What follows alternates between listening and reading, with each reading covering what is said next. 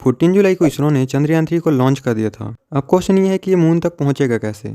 चंद्रयान-3 को मून तक पहुंचने के लिए दो मेन चीजें करनी हैं। पहले अर्थ के ग्रेविटेशनल फील्ड को एस्केप करके लूनर ट्रांसफर ट्रेजेक्टरी में जाना, इसके बाद मून के ग्रेविटेशनल फील्ड में एंटर होना। इसे अच्छे से समझने के लिए इस वीडियो को हम दो पार्ट्स में डिवाइड करेंगे। फर्स्ट पार्ट में हम जानेंगे कि चंद्रयान-3 अर्थ के ग्रेविटेशनल फील्ड को एस्केप कैसे करेगा और लूनर ट्रांसफर ट्रेजेक्टरी में कैसे पहुंचेगा। सेकेंड पार्ट में हम जानेंगे कि चंद्रयान-3 लूनर ट्रांसफर ट्रेजेक्टरी से मून के ग्रेविटेशनल फील्ड में एंटर कैसे होगा और मून के साउथ पोल में सॉफ्ट लैंडिंग कैसे करेगा।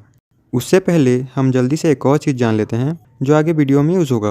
अगर तुम इसे स्किप करना चाहते हो तो डायरेक्टली मेन टॉपिक पर जा सकते हो। डिस्क्रिप्शन में तुम्हें टाइम स्टैम्प मिल जाएगा। ये है अर्थ और उसके अराउंड इलिप्टिकल ऑर्बिट। इस ऑर्बिट में जो अर्थ के पास वाला पॉइंट है यहाँ पर उसे पेरिजी कहते हैं और जो सबसे दूर वाला पॉइंट है उसे अपोजी कहते हैं। इस ऑर्बिट में अगर एक स्पेसक्राफ्ट अर्थ का चक्कर लगा रहा है और उसके ऑर्बिट को इंक्रीज करना हो तो एक प्रिसाइज मैन्यूवर परफॉर्म करना पड़ता है।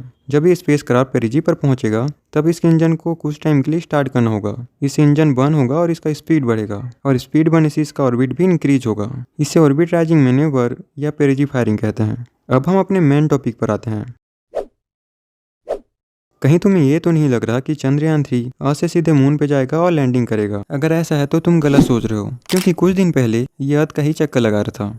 इस मिशन में चंद्रयान-3 को एस्केप कराने के लिए इसरो जिस मेथड का यूज कर रहा है उसमें चंद्रयान-3 को इसरो अर्थ के अराउंड इलिप्टिकल ऑर्बिट्स में गोल गोल घुमाएगा और साथ में इसके ऑर्बिट को हर राउंड के बाद एक प्रिसाइज मैन्यूवर के जरिए बढ़ाते जाएगा। अब तुम सोच रहे होगे अर्थ का चक्कर लगाने से क्या फायदा, जाना तो इससे मून की तरफ है।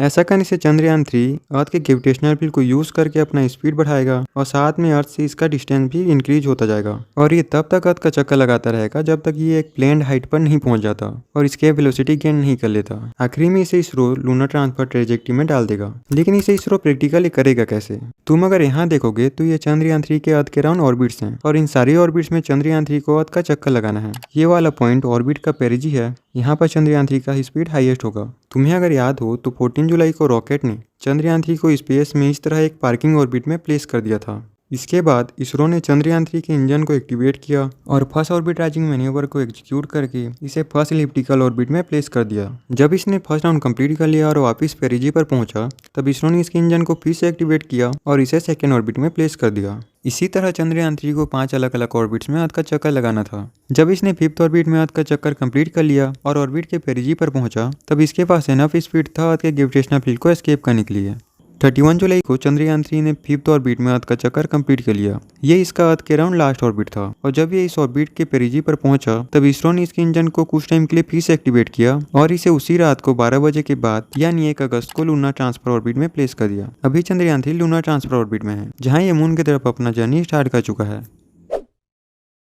जब चंद्रयान-3 यह जर्नी कंप्लीट कर लेगा और मून के पास पहुंचेगा तब इसका स्पीड बहुत ही ज्यादा होगा और इसे कम करना पड़ेगा वरना मून का ग्रेविटेशनल फील्ड इसे ट्रैक नहीं कर पाएगा। इसे कम करने के लिए इसरो चंद्रयान-3 के मॉड्यूल को फिर से स्टार्ट करेगा और लूनर ऑर्बिट इंसर्शन को एग्जीक्यूट करेगा जिससे इसका स्पीड कम होगा और मून का ग्रेविटेशनल फील्ड चंद्रयान-3 को अपने तरफ एक स्टेबल ऑर्बिट में खींच लेगा।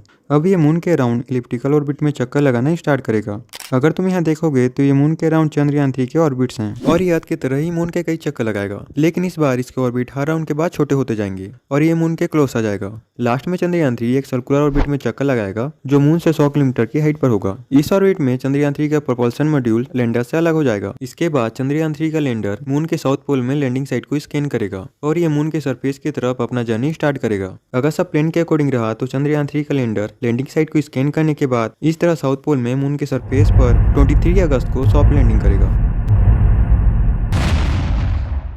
इसके लैंड होने के बाद इसके अंदर से रोवर बाहर आएगा और मून को एक्सप्लोर करना स्टार्ट करेगा। ये एक हिस्टोरिक इवेंट होगा क्योंकि मून के इस रीजन में अब तक कोई भी कंट्री नहीं पहुंचा है और इंडिया ऐसा करने वाला फर्स्ट कंट्री होगा।